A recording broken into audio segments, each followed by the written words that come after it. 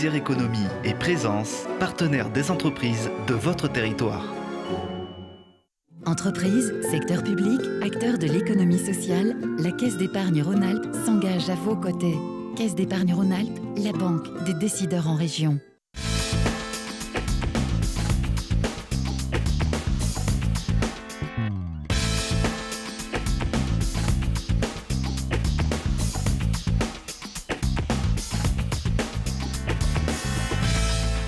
Bonjour à tous, très heureux de vous accueillir dans Classe Affaires, le club de l'économie en Isère. Vous le savez, chaque mois, nous découvrons les entreprises qui font la richesse de notre département. Avec des experts, des témoins, des reportages, nous décortiquons les rouages de l'économie. Bien sûr, pour nous accompagner, Alain Denisot, bonjour. Bonjour Christophe. Je rappelle que vous présidez le directoire de la Caisse d'épargne Rhône-Alpes. Vous êtes notre expert. Ce mois-ci, dans votre chronique, nous allons parler de l'Internet des objets. Puis il y aura la question de l'internaute. Et oui, la question de l'internaute autour de l'e-sport. L'e-sport sera dans la deuxième partie de cette émission. Et puis, une émission qui sera décidément très connectée, puisque notre dossier s'intéressera à l'intelligence artificielle également. Elle est déjà partout autour de nous, dans tous les domaines.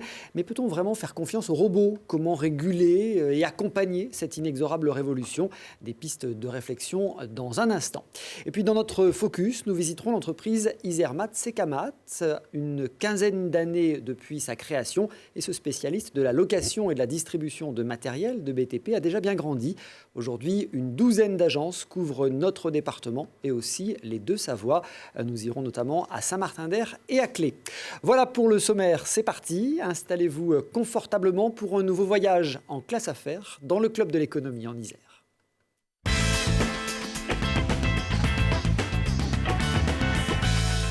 IoT pour Internet of Things, en français, l'Internet des objets. En étant connectés, ces derniers peuvent être pilotés, contrôlés, surveillés à distance. Mais programmés, ils peuvent aussi agir de leur propre chef, tout seuls. On a beaucoup parlé, par exemple, de la maison intelligente ou d'applications pour la santé. Mais dans bien des domaines, l'IoT représente de formidables opportunités de marché. On commence par le début. Alain, comment est-ce qu'on peut définir l'IoT ? Alors donc l'IoT, Internet des objets, n'a pas de définition très précise ni très claire. En fait, ce sont des objets qui disposent d'un capteur, qui sont reliés à une infrastructure, connexion Internet et un système de gestion, en résumé. Il y a une banalisation du nom qui porte autour du nom d'objets connectés, mais c'est assez imparfait, puisqu'il faut à la fois un capteur qui prenne l'information, qui la transmette, un réseau qui porte l'information, et puis des systèmes de gestion, de réception, de stockage de l'information. Donc au total, on est sur un ensemble qui permet de rendre un objet connecté avec un usage spécifique et une destination particulière. Bon, les objets connectés sont en train de révolutionner nos vies quotidiennes, c'est déjà le cas. Certaines études évoquent entre 21 milliards et 76 milliards d'objets connectés dans le monde d'ici 2025. Oui, alors ce chiffre est significatif. Alors, les deux chiffres sont très significatifs. Alors, très grande amplitude. Une fourchette, c'est une porte de grange, en quelque sorte. Pourquoi ? Parce que la définition n'est pas très précise et qu'il y a des objets connectés très simples qu'on n'identifie pas. Puis d'autres qui sont beaucoup plus complexes. Ce qui est certain, c'est que c'est un marché qui est en plein développement. À la fois beaucoup d'innovation dans les objets en tant que tels, mais beaucoup de banalisation, parce que en fait, les objets connectés rentrent dans la vie courante pour de multiples usages, dans la santé, dans l'habitat, dans le transport. Donc on est vraiment dans une banalisation innovante de l'Internet des objets connectés. Oui, un vrai début de révolution et donc un véritable impact déjà sur l'économie ? Bien sûr, puisqu'en fait, c'est toute une chaîne économique. Ce n'est pas que l'objet. Il y a bien sûr l'objet, sa conception, son industrialisation, il y a son installation, il y a le réseau qui va capter le flux d'informations qui est émis par l'objet. Et puis après, il y a l'usage, la plateforme qui va accueillir l'information avec son traitement plus ou moins complexe, qui peut être de recueillir simplement des données, qui peut être aussi de traiter ces données via des algorithmes, de les restituer à des utilisateurs ou alors à des gestionnaires globaux. Donc on est vraiment sur toute une chaîne économique qui est évaluée à plusieurs centaines de milliards de dollars. Oui, c'est énorme, considérable. C'est énorme. Mais l'IoT suscite aussi quelques craintes. Certains marchés ont d'ailleurs connu des retards à l'allumage, des retards au démarrage, notamment sur certains produits grand public. Comment on l'explique ? Alors sur le marché des particuliers, en fait, si on veut l'exprimer ainsi, l'Internet des objets a commencé dans les années 90. Plutôt dans une vision gadget, branchée, et finalement n'a pas trouvé exactement son public. En plus, ces objets étaient assez chers, donc la valeur d'usage par rapport au prix était réservée. Puis il y a une deuxième étape, une étape le plus un peu de méfiance de l'utilisateur avec le sujet de la vie privée, et puis la sécurité, puisqu'il y a une connexion entre le monde physique et le monde virtuel. Aujourd'hui, l'Internet des objets s'impose finalement dans la vie courante et devient un complément des objets d'usage courant, et un objet qui n'est plus connecté ou qui ne sera plus connecté deviendra un objet obsolète. Vous l'évoquiez, c'est une révolution qui touche désormais tous les domaines. Il n'y a plus de limite finalement aux objets connectés. Est-ce qu'on peut donner quelques exemples ? Alors, dans le domaine des entreprises, au sens général, dans le B2B, on a vu le phénomène contraire depuis quelques années, c'est-à-dire un fort développement de la connexion d'objets pour des raisons d'efficacité, de sécurité, de captation d'informations.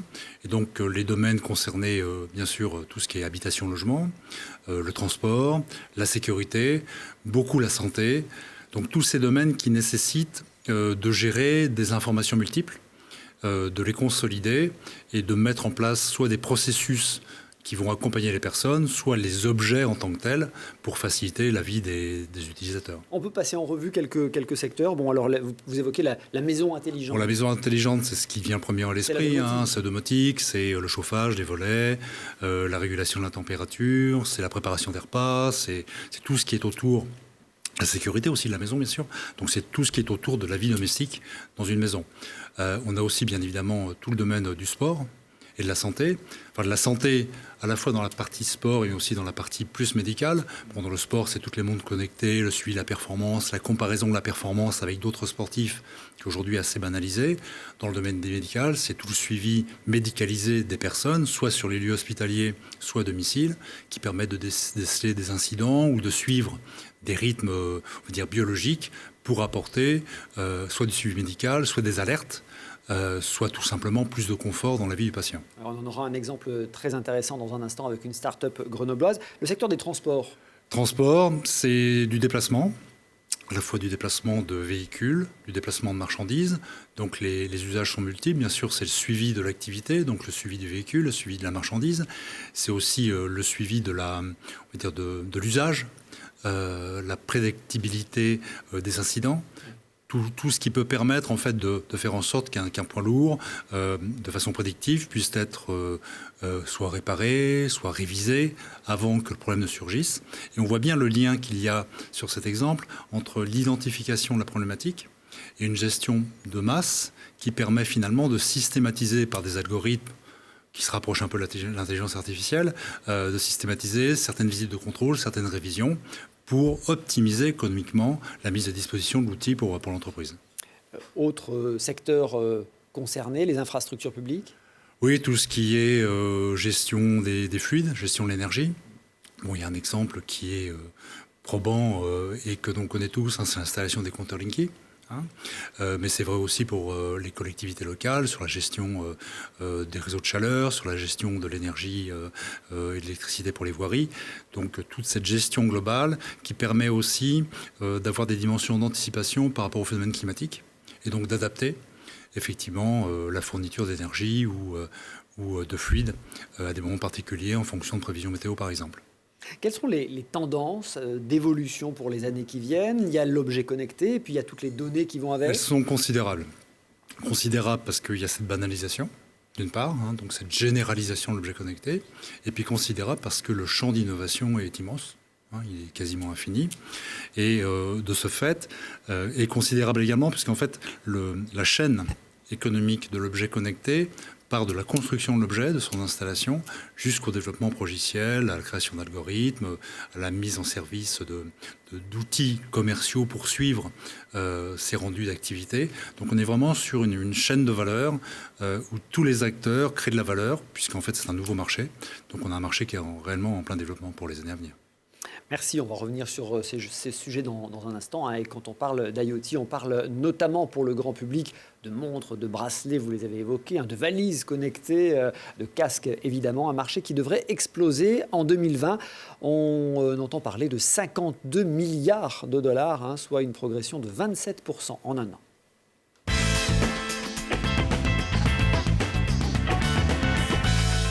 Et on continue notre découverte de l'IoT avec un pansement connecté. À Grenoble, c'est la start-up Graphéal qui l'a imaginé.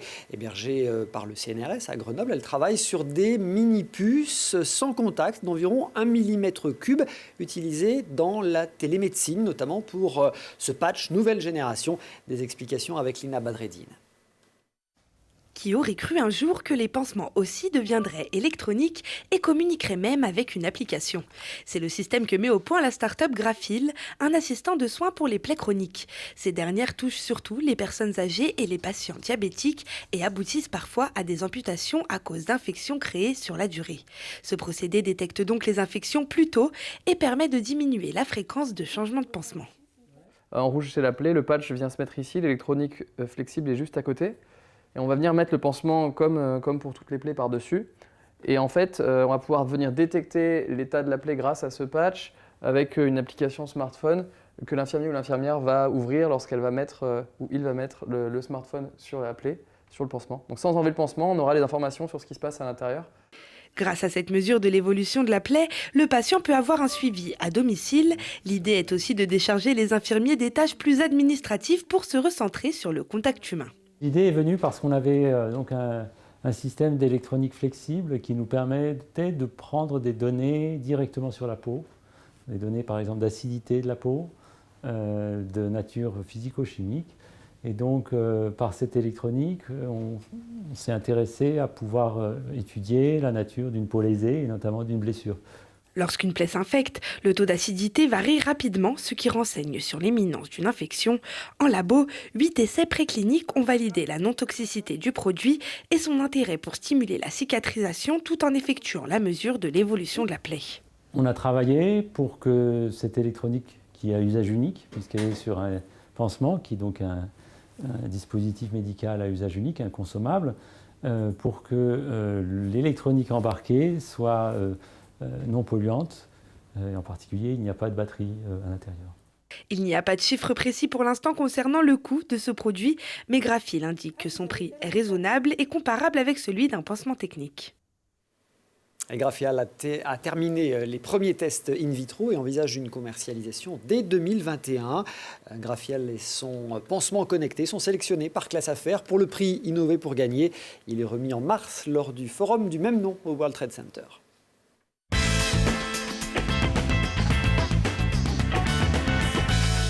Les objets connectés sont une illustration parfaite de cette intelligence artificielle dont on parle régulièrement dans Classe Affaires, cette science qui permet à grands coups de logiciels et d'algorithmes de programmer des machines pour leur ordonner des actions. C'est bien pratique dans de nombreux domaines, mais peut-on faire confiance aux robots? L'intelligence artificielle, l'IA, peut-elle un jour nous dépasser? Et plus sérieusement, comment peut-on maîtriser son utilisation? On en parle avec un invité, Olivier Coin, bonjour. Bonjour Christophe. Vous êtes auteur du livre « Il est grand temps de s'éveiller à l'IA » aux éditions du Net. On va évoquer ce monde de l'intelligence artificielle avec vous. Avant cela, on rappelle que vous êtes à la tête de la société Eria, qui est spécialement une société qui installe des objets connectés. Objets connectés, voilà. Par exemple, tous les objets connectés dont on a parlé tout à l'heure, notamment, on a commencé par le déploiement de la box ADSL, mais au préalable, ça fait déjà 15 ans maintenant, on travaillait sur de l'IT, donc on est de l'IT, d'informatique, donc From IT to IoT, c'est un peu notre slogan. Donc on a commencé par le grand déploiement de la box ADSL, on installe beaucoup d'alarmes en fait, qui aussi sont des objets connectés. On a travaillé sur le compteur Linky, l'année dernière on a déployé à peu près 1 million d'objets connectés. Et la croissance reste une croissance exponentielle puisqu'on suit le marché des objets connectés. 1 million par an? Oui, à peu près. Voilà. Et toujours en forte croissance de 15 à 20% par an. Et là, les prochains marchés, donc le marché de l'année dernière, on va dire que c'était surtout de la domotique. Et avec des beaux contrats, on a signé un beau contrat avec Bouygues Immobilier. Et puis, les années qui vont venir vont s'attaquer essentiellement au maintien des personnes à domicile.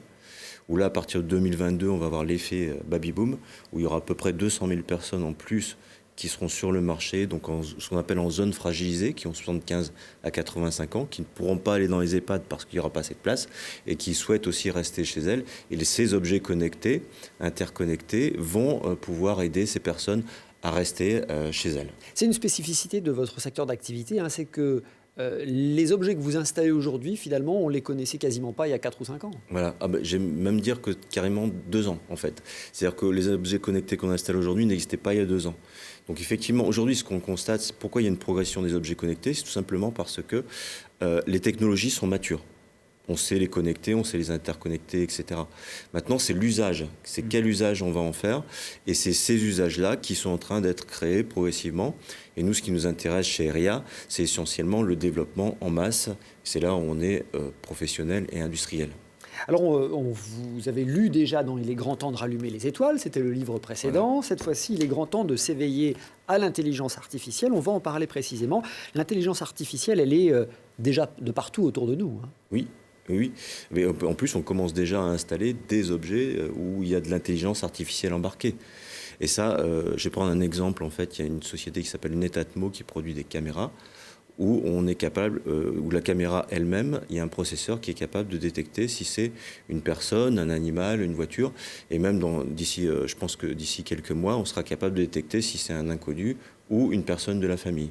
Donc les objets connectés, et ça c'est intéressant parce qu'en fait, ça évite aussi de faire transférer des données sensibles et on va faire le traitement en local et de plus en plus, ces objets connectés seront des objets intelligents. Alors dans ce livre, et pour ce livre sur l'intelligence artificielle, vous avez pendant plus d'1 an rencontré des professionnels, des acteurs de ce secteur d'activité, ce qui a donné ce livre de chroniques, de petites chroniques. Vous le dites d'ailleurs dans le livre, les objets connectés finalement, ce sont ni plus ni moins que des capteurs sans intelligence. C'est l'homme après qui programme pour les rendre intelligents. Hein. Voilà, c'est ça. Ça répond à la crainte qu'on a souvent des objets connectés qui nous échapperaient. Voilà. Bon, après, il faut que les objets se déploient, la sécurité arrive en même temps, mais tout ça, c'est en train de se mettre en place avec une vitesse qui est quand même assez phénoménale. Hein.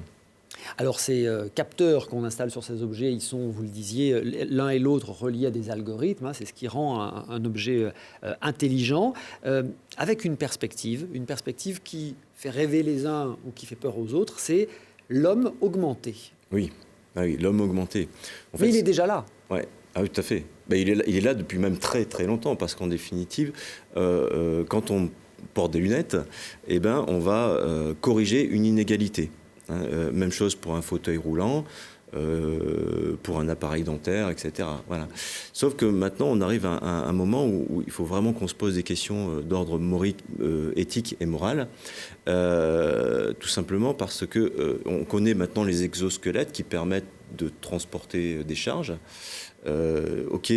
Pour des charges d'un poids 10-20 kg, mais on peut aussi porter des charges de 100-200 kg. Donc c'est-à-dire qu'on va aller bien au-delà de la correction qu'on a l'habitude de faire et qui généralement est payée par la Sécu. Donc là, on pense bien qu'à partir du moment où on va augmenter l'homme, ça ne sera pas forcément la Sécu qui paiera et ça peut être une source d'inégalité. D'où cette question d'éthique que vous évoquez. Est-ce qu'on a d'autres exemples de ces fameux... Alors vous parlez d'exosquelettes, d'autres parlent d'hommes robots. On a des exemples déjà existants d'hommes robots ?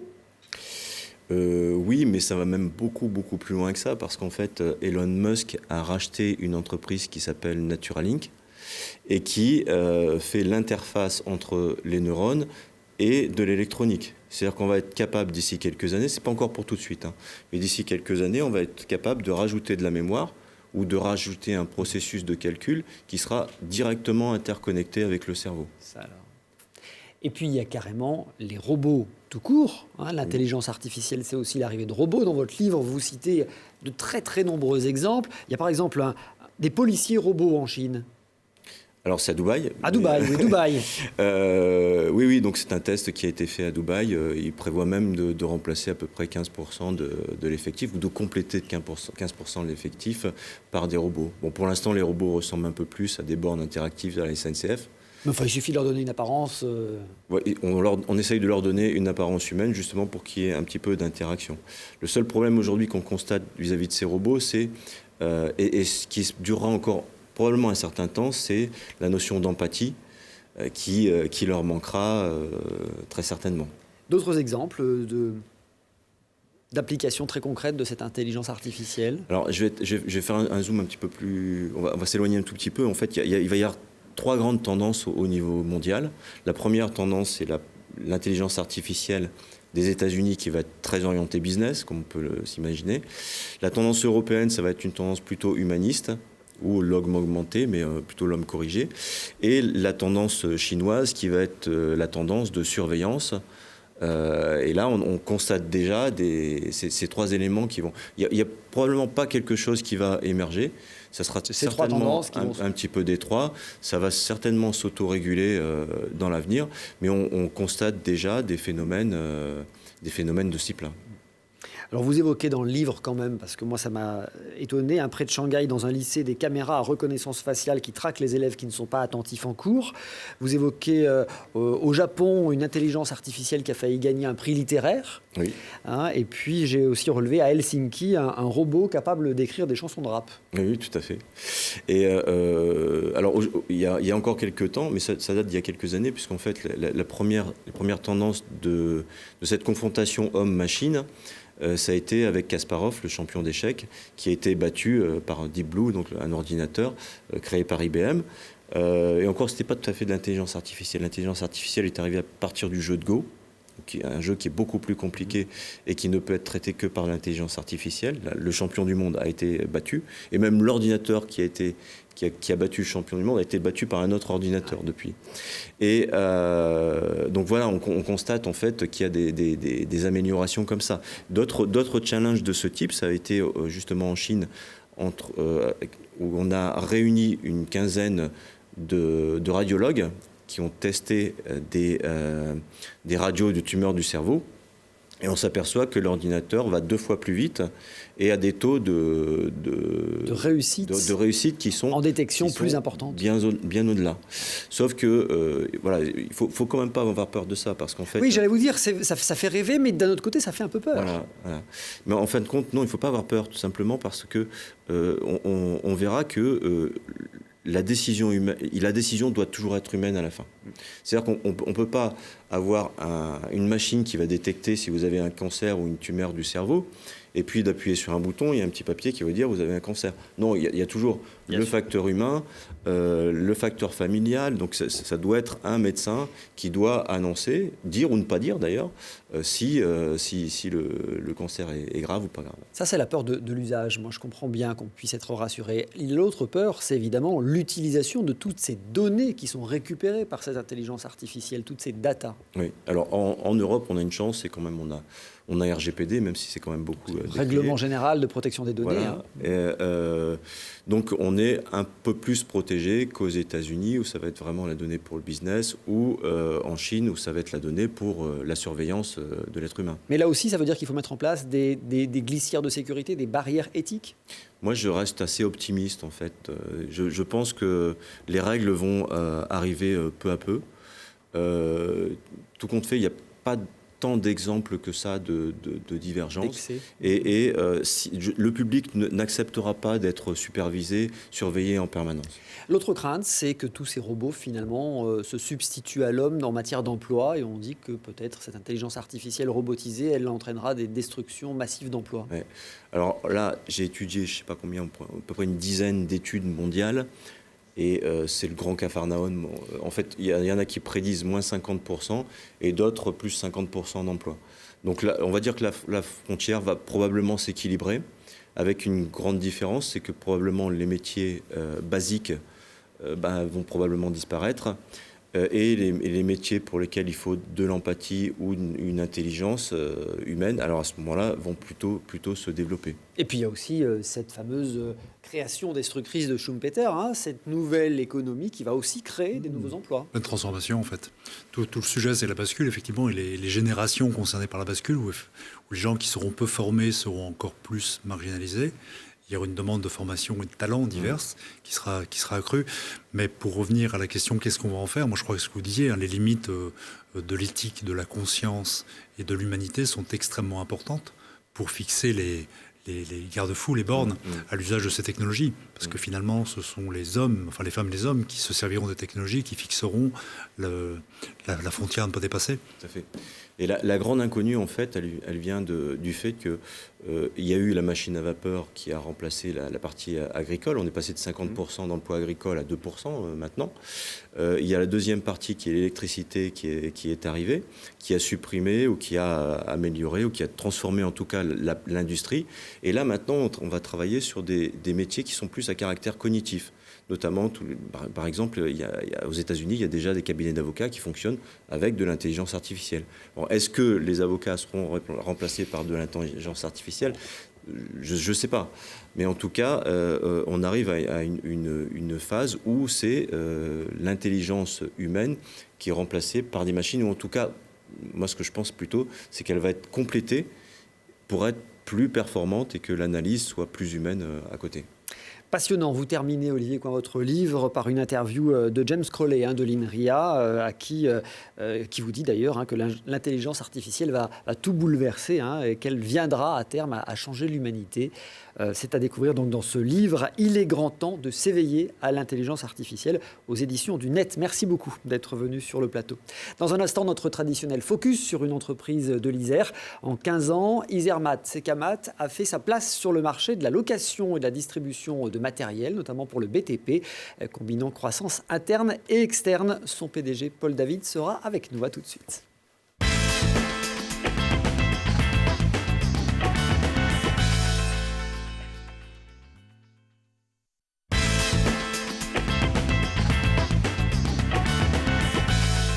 Classe Affaires, le club de l'économie en Isère, retour sur le plateau de Télé Grenoble, bien sûr avec Alain Denisot, notre consultant. Et dans un instant, nous nous mettons au volant de chariots élévateurs, de transpalettes ou de camions nacelles chez Isermat Secamat, basé à Saint-Martin-d'Air. L'entreprise compte une douzaine d'agences et une toute nouvelle à Clé que nous visiterons. Avant cela, la traditionnelle question de l'internaute. Vous le savez, dans Classe Affaires, vous pouvez nous envoyer vos questions. Alain y répond. Alain, cette semaine, c'est Martin qui veut savoir ce qu'est l'e-sport. Alors l'e-sport, c'est l'electronic sport, donc on va dire les jeux vidéo, mais en compétition. Bon, les jeux de vidéo en petits groupes, on connaît depuis maintenant 30 ou 40 ans quasiment. Les cercles d'amis le dimanche soir qui jouent aux jeux vidéo.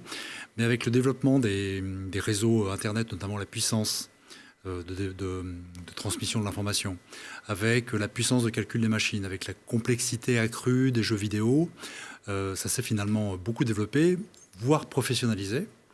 Et aujourd'hui, l'e-sport se comporte, pour une partie des joueurs, comme un sport professionnel, qui a d'ailleurs été reconnu en France par une loi de 2016, la loi sur le numérique, et qui fait qu'aujourd'hui, il y a des compétitions professionnelles officielles d'e-sport, soit localisées dans un lieu, soit délocalisées, avec des joueurs dans plusieurs pays, voire plusieurs continents.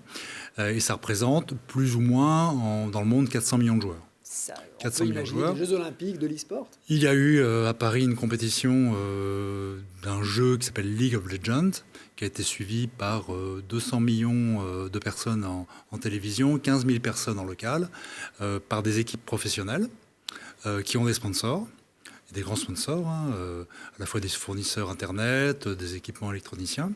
Et certaines équipes, notamment de la région, on peut parler de l'Olympique Lyonnais, ont développé des équipes d'e-sport qui portent leurs couleurs sur ces jeux vidéo. Donc on est sur un phénomène, on va dire, à la fois ancien dans la pratique, mais très nouveau dans l'ampleur qui est donnée. Donc c'est un nouveau business model et c'est potentiellement $1 milliard de chiffre d'affaires par an sur cette pratique de compétition professionnelle avec des équipes professionnelles, avec des joueurs professionnels de ce sport assis. Un nouveau secteur d'activité économique. Je ne suis pas sûr que ce soit le meilleur pour le rythme cardiaque, mais voilà. À suivre de très près. L'e-sport. Une grande nouveauté. Merci Alain. Et si vous aussi vous avez besoin de précision sur une notion économique, sur un mécanisme financier ou sur une grande révolution qui arrive ou qui pointe le bout de son nez, n'hésitez pas, écrivez-nous classeaffaires@telegrenoble.net.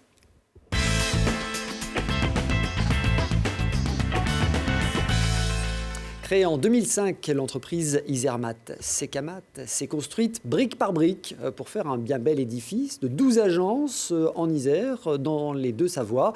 Une entreprise forte de 85 salariés, une croissance au gré des opportunités, selon son PDG Paul David, qui, de rachat en nouvelles implantations, s'est imposé comme un acteur de poids sur le marché de la location et de la distribution de matériel, notamment pour le BTP. Paul David, bonjour.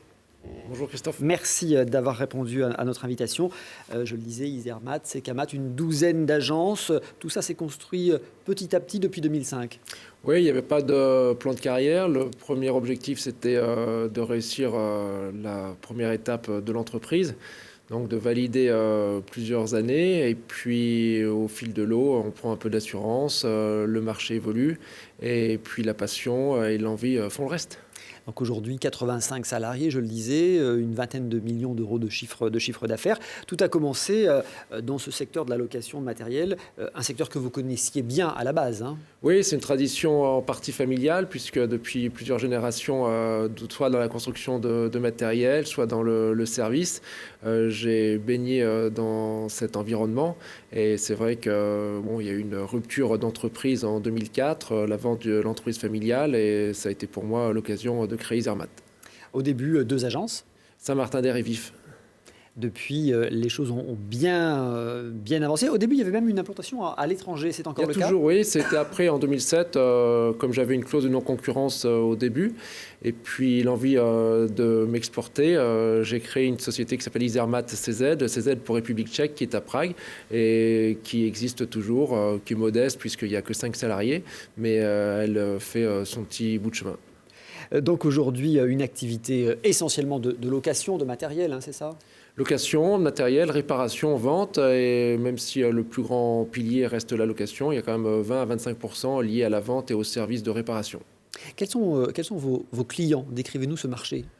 On est orienté dans la construction, le bâtiment ou le travaux publics. Le bâtiment, donc, c'est la construction de murs, de ponts. Le travaux public, c'est plutôt le réseau soit enterré, soit le réseau extérieur. Donc là, ce sont des artisans qui viennent vous voir ? Et là, donc, on a des entreprises nationales comme des grands groupes, comme des PME régionales qui sont très dynamiques aussi. Et puis des artisans, des collectivités qui se servent chez nous, et puis des particuliers selon les emplacements que nous occupons. Il faut dire que vous proposez certains matériels qui sont assez spécifiques. Hein. On est généraliste, quoi qu'il en soit, avec une grande gamme à chaque fois. Ouais. Alors on va voir quelques exemples de ces matériels, puisque c'est à Saint-Martin-d'Air qu'est basé le siège de l'entreprise, juste au bord de la Rocade Sud. En plus du site d'accueil, du site d'exposition, se trouve sur place un atelier d'entretien et de réparation. Petite visite avec Lilian Veillé. Pelleteuse, camion, machine de compactage. Contrairement aux apparences, ce n'est pas une entreprise de BTP. Isermat est spécialisée dans la location de matériel industriel et de construction. Nous sommes plutôt loueurs et ensuite vendeurs. Et l'activité de location représente environ 80% de chiffre d'affaires. Donc nous sommes généralistes de matériel pour la construction, donc des mini-pelles, des groupes électrogènes, des engins de compactage, et puis beaucoup de petits matériels aussi liés au second œuvre pour le bâtiment. Les locations sont souvent de courte durée, sur quelques jours ou semaines, même si certaines entreprises d'ETP louent des engins à l'année. Et si les entreprises préfèrent passer par la location chez Isermat, c'est parce que le matériel est coûteux à l'achat. Un chariot élévateur ou une mini-pelle de 2,5 tonnes coûte environ 30 000 €. Cela demande donc une grande précision dans la gestion des stocks. On a apporté un parc toute l'année, un parc qui va tourner que 8-9 mois dans l'année. Donc il faut avoir une certaine visibilité quand même économique et financière. Et évidemment, on est intégré sur notre territoire et sur notre marché pour faire des bons arbitrages. La société iséroise, créée en 2005, connaît bien son territoire avec plusieurs agences locales de Saint-Marcelin à Colombes, en passant par Pontcharrat. Et en plus de la location de matériel, son entrepôt de Saint-Martin-d'Air s'occupe aussi de la réparation. Il a d'ailleurs obtenu le label SE+, gage de qualité en matière de sécurité et d'environnement. On a eu les aspirations pour les gaz d'échappement. parce que c'est très nocif pour la santé. Donc c'est vraiment tout un ensemble de choses pour travailler en fait, plus sereinement déjà, pour éviter les risques, et vraiment pour l'environnement, pour éviter d'avoir des pollutions ou des polluants qui peuvent aller dans l'atmosphère, ou même pour nous, personnel de l'entreprise. Isermat compte aujourd'hui une 50aine d'employés et près de 1500 machines qui tournent toute l'année. Alors, c'est 85 employés, si on compte aussi l'entreprise Secamat, la filiale. Oui. Le matériel que vous proposez, parce que ce matériel, il est quand même assez impressionnant pour le grand public. C'est un matériel qui coûte cher. C'est du matériel que vous louez, que vous achetez. Comment ça se passe? Alors, c'est vrai qu'on est à l'opposé des technologies évoquées en première partie d'émission. On fait vraiment partie d'une économie dite traditionnelle. Le concept de base est assez résilient. Après, c'est tout l'environnement qui évolue dans ce matériel, puisqu'on a des matériels avec plus d'électronique, on a des matériels avec plus de sécurité, des machines aussi avec maintenant de la connexion, de la géolocalisation. Et ça fait partie de l'évolution assez naturelle de nos matériels. Donc du matériel que vous louez à des entrepreneurs, à des artisans, à des collectivités, vous le disiez, du matériel qu'il faut entretenir aussi.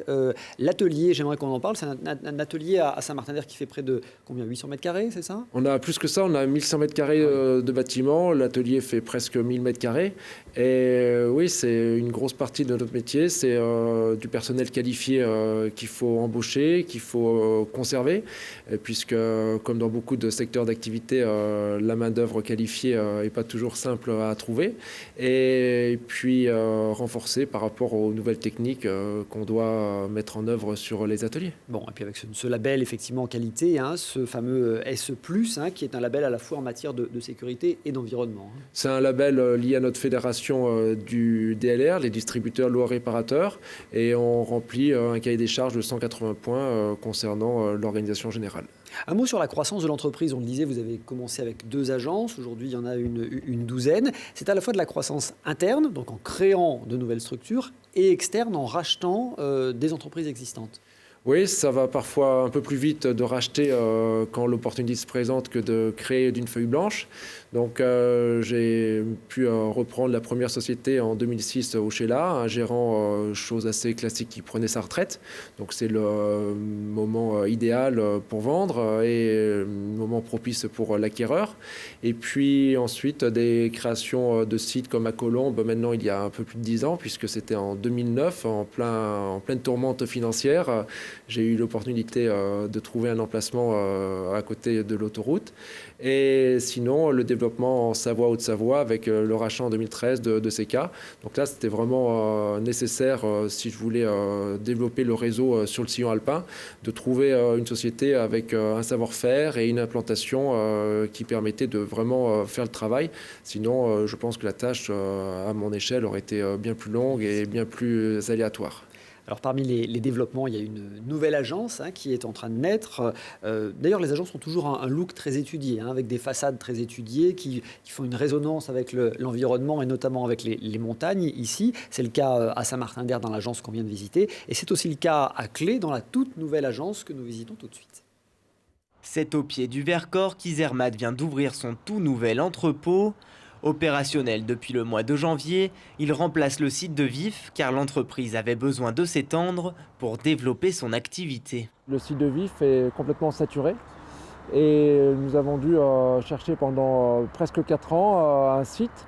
Et voilà, c'est l'aboutissement de 4 ans de démarches pour pouvoir recevoir l'activité construction modulaire et location de Vif à Clé désormais. Les constructions modulaires sont en fait des bungalows multi-usages que l'entreprise loue à des particuliers et à des professionnels. Ça peut servir sur les chantiers comme réfectoire, comme vestiaire, comme sanitaire, comme bureau, salle de réunion.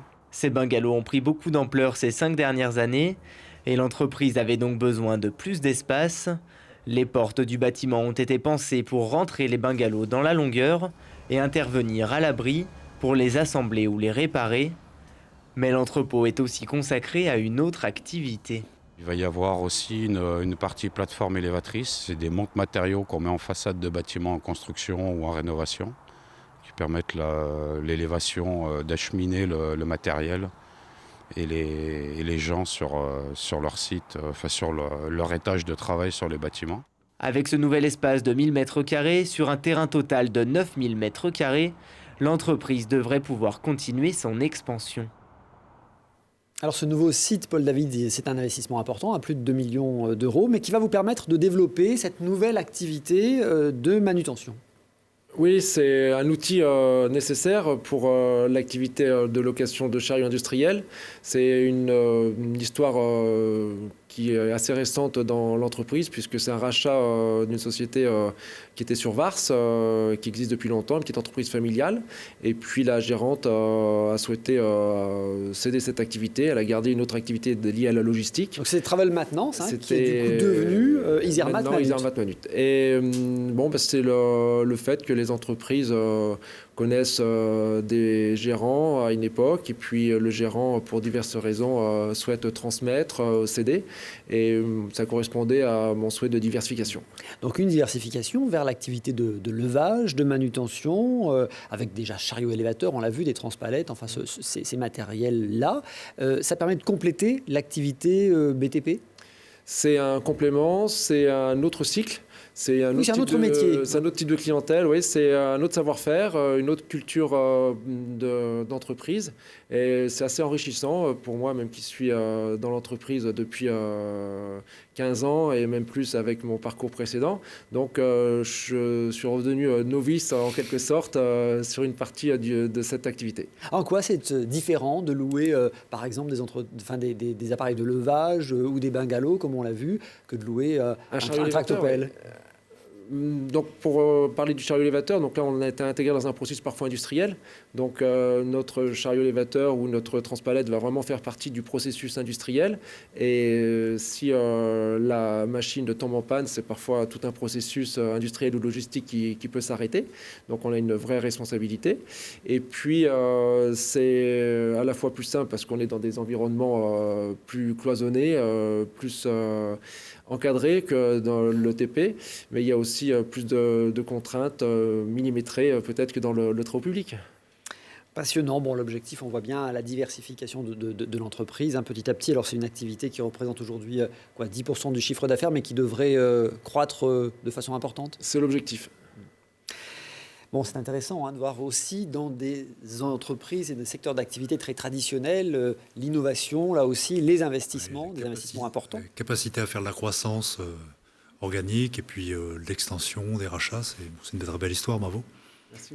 L'avenir, on le voit comment Il faut déjà pérenniser le déménagement, parce que on est encore une fois dans le monde de la PME.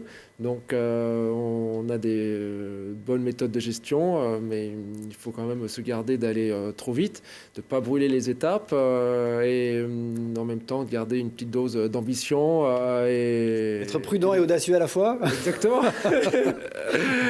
On vous souhaite une bonne route et du coup une belle année 2020. Merci pour votre Merci Paul David d'avoir été avec nous. Merci beaucoup Alain Denisot. Merci. Merci à tous de votre fidélité. Classe Affaires à voir et à revoir sur notre site internet télégrenoble.net. Merci de votre fidélité. À très vite pour un nouveau voyage en Classe Affaires dans le club de l'économie en Isère.